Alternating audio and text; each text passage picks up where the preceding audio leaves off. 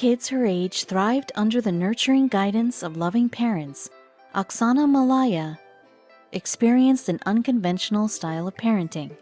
She was raised by a pack of dogs. When police were finally alerted to the situation, they rescued Oksana from the decrepit condition she lived in and planned to reacclimate her to modern society.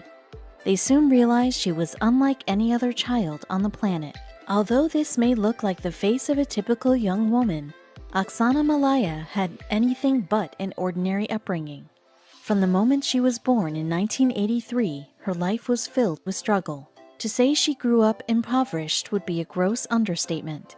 Oksana was raised in the slums of Novaya Blagovichensk, Ukraine, where it was a constant battle to survive. Some locals thought nothing of making horrendous choices. You'd like to think Oksana's parents were two loving people who understood their dire living situation and wanted to still give the best life possible to their daughter. However, her reality couldn't have been more different. Sadly, both her mother and father were neglectful alcoholics who paid little attention to their daughter's well-being.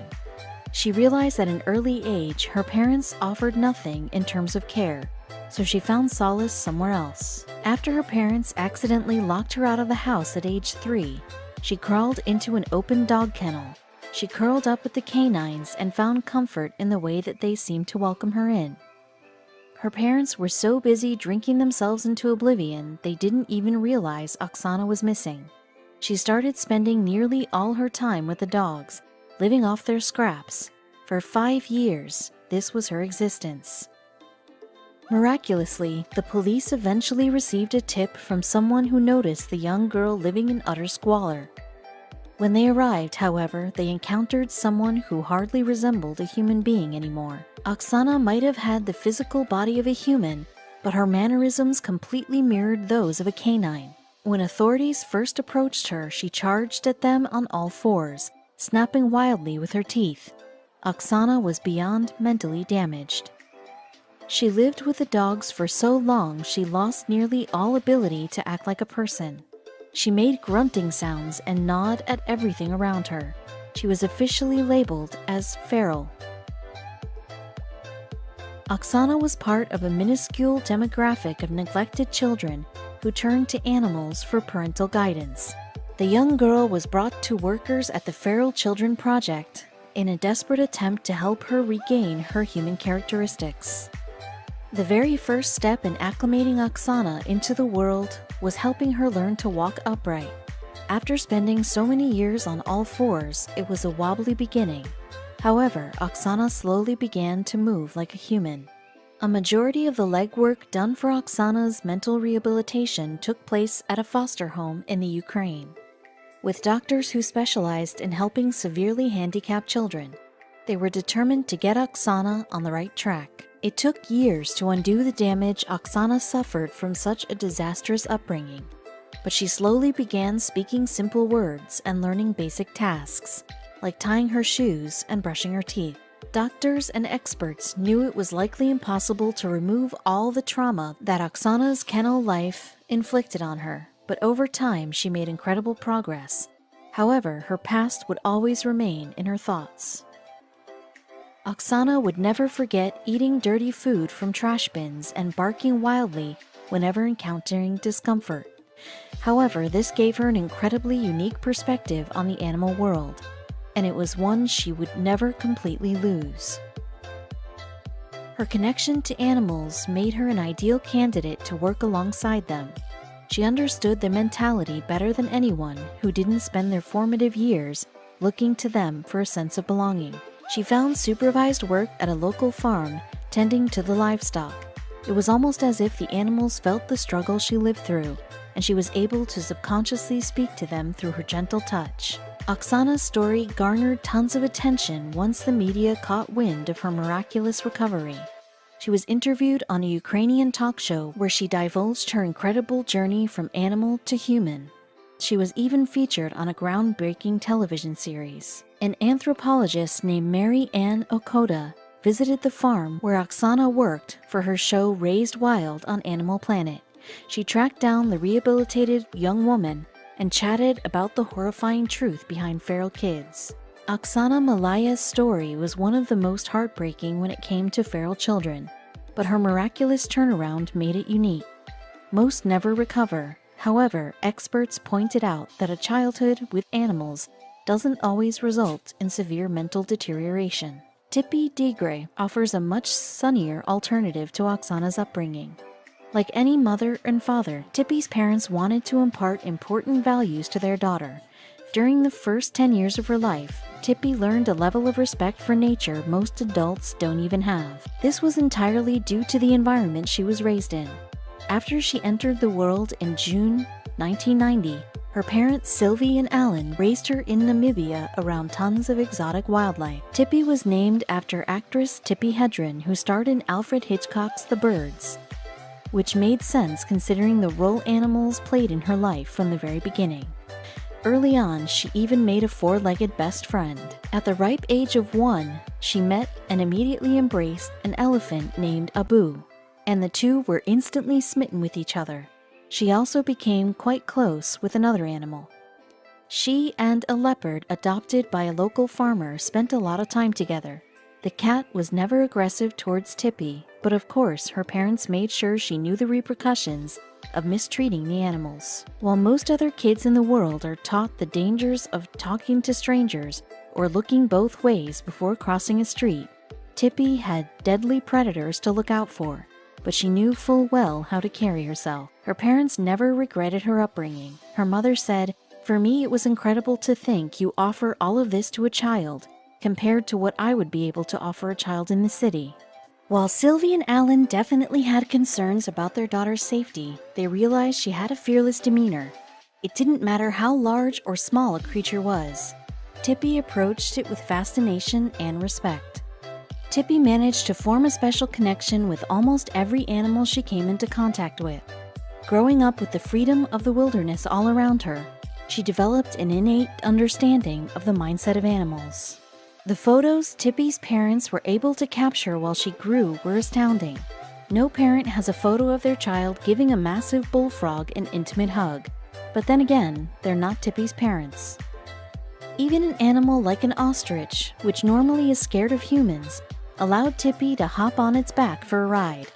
This particular ostrich was owned by a local farmer, but it still displayed extreme trust in the young girl. This picture perfectly sums up Tippy's relationship with the animal world. With outstretched arms and a meditative look on her face, she's completely in sync with the energy around her. People even compared her to a very famous Disney character. Mowgli from Disney's The Jungle Book was raised in the wilderness and developed close bonds with animals, and those were the footsteps Tippy followed in. But it wasn't just the animals who welcomed her presence. The people of the Himba tribe, who lived in Africa's Kalahari Desert, welcomed Tippy with open arms, and they treated her like one of their own. She learned how to forage for food and speak their language. She was immediately accepted by the other children as well, who found her unique persona incredibly amusing. Unfortunately, when she eventually left Namibia, other children weren't nearly as welcoming. At age 10, Tippy entered the world of public school. Because she didn't spend much time around kids, she had a difficult time adjusting, and her parents eventually homeschooled her, but she managed to graduate high school and go to college. She attended college in Paris at La Sorbonne Nouvelle University and graduated with a degree in film. This degree ended up shaping the course of her life. Her goal was to document the role animals play in humans' lives. She became a documentarian, and using the film skills she learned throughout college, she made several movies about African wildlife. And even though she befriended all beasts, there was one animal that spoke to her spirit. Her best friend may have been an elephant, but Tippy admitted she always felt a special connection to cheetahs. As a child, she would wake up early and watch in awe as they roamed the African plains. Nowadays, Tippy leads a very private life. She had plenty of cameras following her around as a child, documenting her unique upbringing. Luckily, she still had parents who helped along the way. She knew how lucky she really was. Especially when she considered Marina Chapman. She doesn't really know much about her life before being taken. She believes she was born sometime in the 1950s, raised by a family in Colombia. This was where disaster eventually struck. Marina doesn't know what her given name was, as she chose the name Marina later in life, but she does remember being stolen and the nightmare that lasted for years. According to Marina, not long after her 5th birthday, she was playing in her parents' vegetable garden. She was sitting down picking peas when a strong arm suddenly jerked her backwards, and a rag full of chloroform was placed over her mouth. The last thing she remembered before passing out from the chemical was 2 people placing her into the back of a van, slamming the doors and speeding away. She had no idea if she'd ever see her parents, or anyone she ever knew for that matter, again.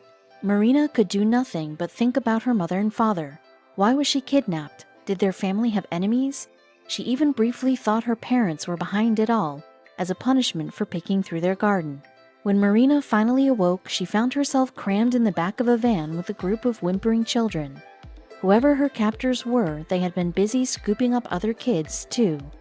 Marina soon fell into unconsciousness again. The young girl woke up to the feeling of slaps on her face. She thought they were human hands at first, but quickly realized they were massive leaves. Her captors had hoisted her over their shoulders and were carrying her deep into the thick Colombian jungle. Marina was groggy and couldn't make out the details of the people she was with, but out of nowhere they started to run.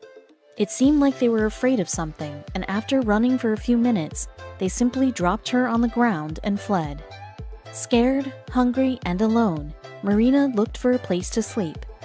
She dug out a small trench by a tree stump and curled up into a ball.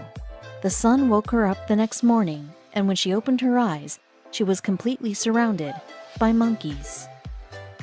Marina had no idea what to do until suddenly one of the animals dropped a piece of fruit close to her. She scampered over to it and ate.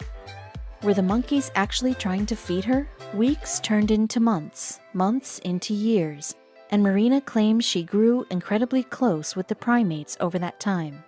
They were like family. To this day, she attributes her jungle survival to them. However, she would eventually be stripped, yet again, from family. One afternoon, a group of poachers entered the forest. The now 10-year-old Marina hid behind a thick tree and watched as they used their machetes to carve a path through the vegetation.